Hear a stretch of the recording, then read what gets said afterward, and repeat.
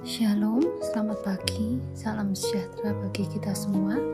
Tema renungan kita pada pagi hari ini berjudul Tetap Memuji Tuhan Walau Dalam Penderitaan. Mari kita sama-sama membaca dari Kitab Ayub 1 ayat 20-22. Maka berdirilah Ayub, lalu mengoyak jubahnya dan mencukur kepalanya. Kemudian sujudlah ia dan menyembah. Katanya, dengan telanjang aku keluar dari kandungan ibuku, dengan telanjang juga aku akan kembali ke dalamnya. Tuhan yang memberi, Tuhan yang mengambil, terpujilah nama Tuhan. Dalam kesemuanya itu, Ayub tidak berbuat dosa dan tidak menuduh Allah berbuat yang kurang patut. Saudara yang dikasihi Tuhan, sangat mudah orang tersenyum saat mereka dalam kebahagiaan. Sangat mudah orang tertawa saat mereka tidak ada problem atau masalah. Tetapi, bisakah mereka tetap tersenyum?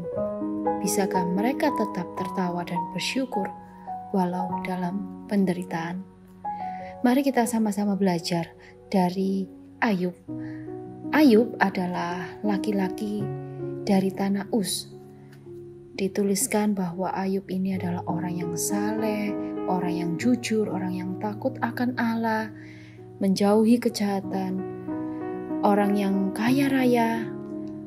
Dan diceritakan bahwa Ayub ini dalam sekejap kehilangan harta kekayaannya. Tidak hanya harta dan kekayaannya, tetapi Ayub ini kehilangan semua anak-anaknya dalam sekejap. Di sini kita belajar bahwa ternyata hidup dalam ketaatan dan kesalehan tidak menjamin orang bisa bebas dari ujian. Mari kita belajar apa yang dilakukan oleh Ayub pada waktu ia mengalami masalah, waktu ia mengalami penderitaan. Yang pertama dituliskan dalam Ayub 1 ayat 20a bahwa Ayub ini mengoyakkan pakaiannya. Dalam Kamus Besar Bahasa Indonesia, mengoyakkan itu artinya mencabik-cabik, menyobek, dan ini menunjukkan perbuatan yang tegas dan penuh emosi. Artinya Ayub ini tidak menahan kesedihannya.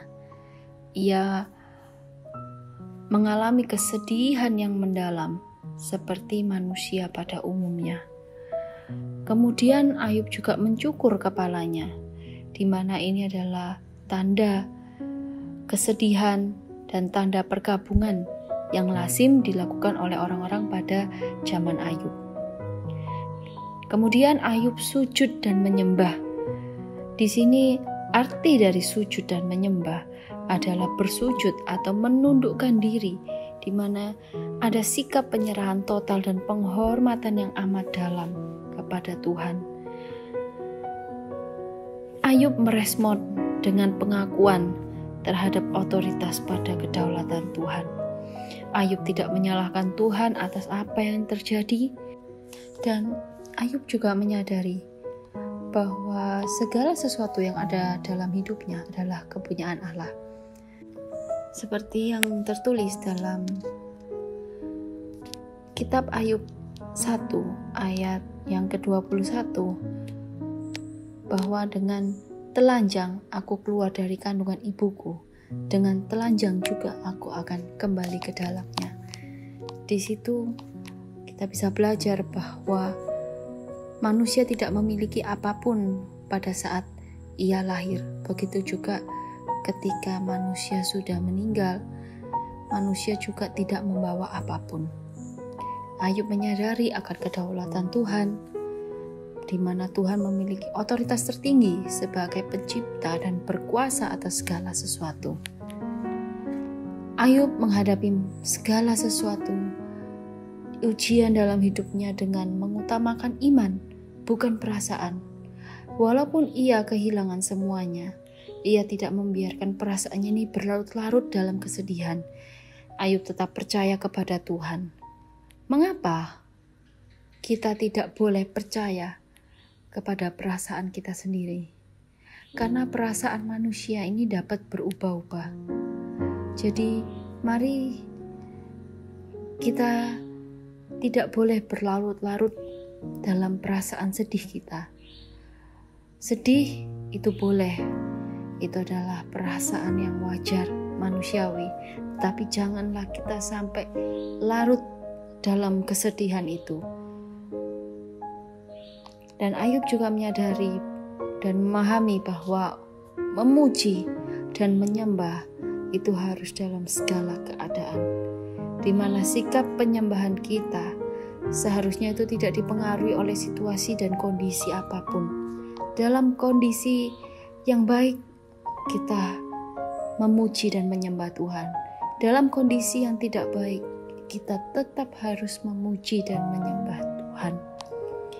Dalam Roma 8 ayat 28 dituliskan, kita tahu sekarang bahwa Allah turut bekerja dalam segala sesuatu untuk mendatangkan kebaikan bagi mereka yang mengasihi Dia, yaitu bagi mereka yang terpanggil sesuai dengan rencana Allah.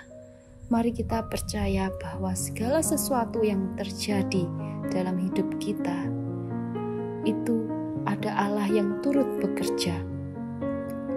Dan itu semuanya untuk mendatangkan kebaikan bagi kita. Oleh sebab itu, apapun ujian iman kita hari ini, mari kita tetap semangat, mari kita jangan menyerah dengan ujian itu, melainkan tetap setia kepada Tuhan, dan terus memuji dan menyembah Tuhan dalam segala keadaan kita. Amin. Tuhan Yesus memberkati.